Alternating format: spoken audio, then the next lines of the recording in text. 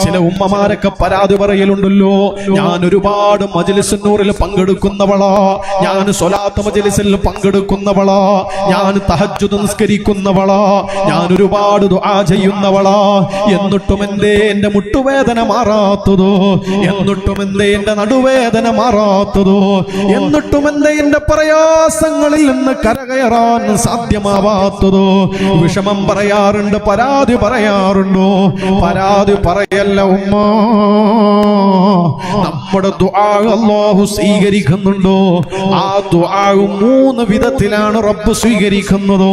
ഒന്ന്, എന്താണോ നീ ദുആ ചെയ്തതെങ്കിലും ഈ ദുനിയാവിൽ വെച്ച് തന്നെ അത് നിനക്ക് അല്ലാഹു നൽകുന്നതാണ്.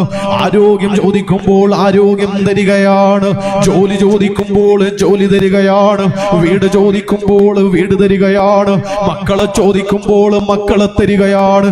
നീ ചോദിക്കുന്നതെല്ലാം ഈ ദുനിയാവിൽ വെച്ച് തന്നെ അല്ലാഹു നൽകുകയാണ്. ഇനി രണ്ടാമത്തെ ഉത്തരം തരൽ എങ്ങനെയാണെന്നറിയോ? ചോദിച്ചത് തരൂല്ല, പകരം പാപങ്ങൾ പുറത്തു തരികയാണ്. പടച്ചറപ്പിന് പൊരുത്തമില്ലാത്ത ഒരുപാട് തെറ്റുകുറ്റങ്ങൾ സംഭവിച്ചു പോയിട്ടുണ്ടോ?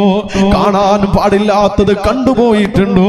കേൾക്കാൻ പാടില്ലാത്തത് കേട്ടുപോയിട്ടുണ്ടോ? പറയാൻ പാടില്ലാത്തത് പറഞ്ഞു പോയിട്ടുണ്ടോ? പരിശുദ്ധമായ റമദാനിൽ നോമ്പുകാരനായ പകലിൽ പോലും ഹറാമുകൾ സംഭവിച്ചു പോയിട്ടുണ്ടോ? ഈ റമദാനിന്റെ പകലിൽ സമയം കളയാൻ ടൈം പാസിന് വേണ്ടി നാം ഉപയോഗിക്കുന്നത് മൊബൈൽ ഫോണാണ്. അതിൽ കുഞ്ഞു സ്ക്രീനിലൂടെ കണ്ണും നട്ടിരിക്കുന്ന നേരത്തോ, സ്ക്രോൾ ചെയ്ത് പോയി കൊണ്ടിരിക്കുന്ന നേരത്തോ ഒരുപാട് ഷോർട്ട് വീഡിയോകൾ നമ്മുടെ കൺമുന്നിലൂടെ മിന്നിമറയുകയാ.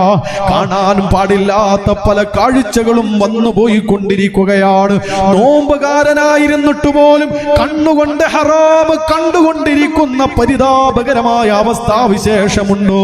പ്രിയമുള്ളവരെ, ദുആ ചെയ്യുമ്പോ ആമീൻ പറയുമ്പോ ഈ ദുആഇന്റെ ഉത്തരമായി പാപങ്ങൾ അല്ലാഹു പുറത്തു തരുന്നുണ്ടോ? അല്ലാഹു മാപ്പ് തരുന്നുണ്ടോ?